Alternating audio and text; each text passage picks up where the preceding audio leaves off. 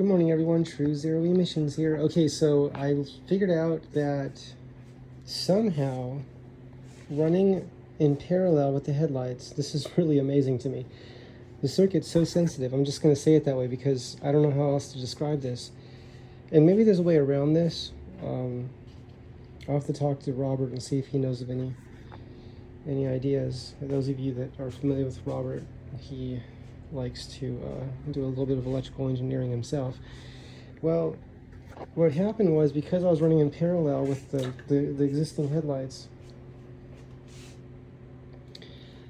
my light here was not working correctly. It wasn't switching between the different brightnesses. So that's low beam. That's flashing. That's high beam.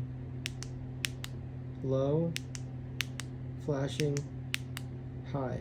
So it's working consistently right now, consistently. And when I had this plugged into the step down transformer to power the LEDs, it was not switching. It was staying on low beam, and then it wouldn't go into flashing, it wouldn't go into high beam, it was just staying on low beam. So every time I clicked it, it would go off, low beam. So off, and then on was low beam. Off, and then on was low beam. And that's it. It wouldn't switch to the other modes. And then sometimes it will switch to high beam. So, okay, well, I learned something. So let me think about this now. So the wires that I ran down there, I can remove those that I added. But for the moment, I'll just leave them disconnected. For the moment, I'll just leave them disconnected. But what I can do now is run what I was originally working on. And over here we have the batteries charging still. They're trickle charging with the negative energy oscillator. Let's see what's happening here.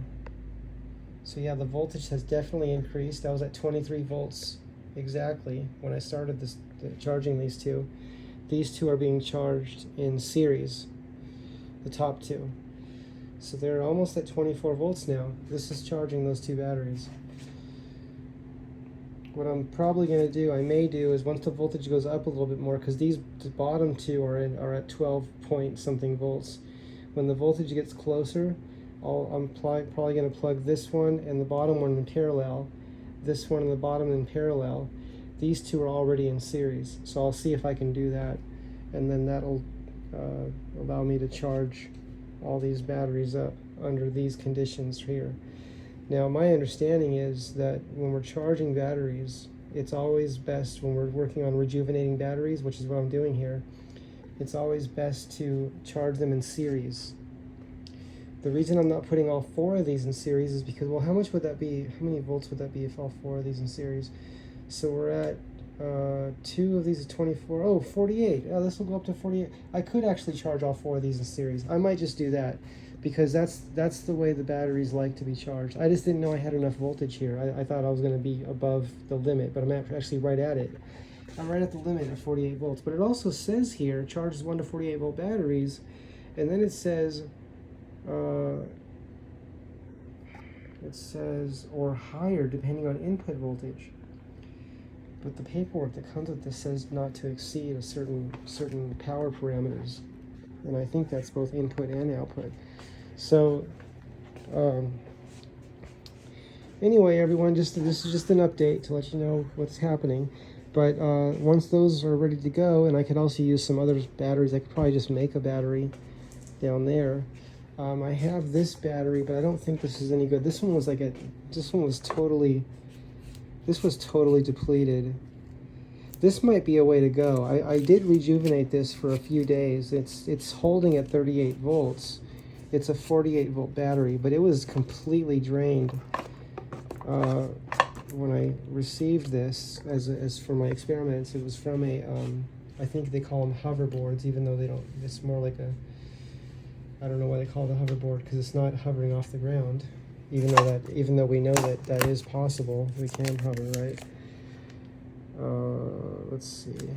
Yeah, I could try running this or making a battery, right? I could try that, but we'll see how that goes. Because if I go with something like that, I could just run it straight into the battery or straight into the lights. I can go straight into it without the transformer.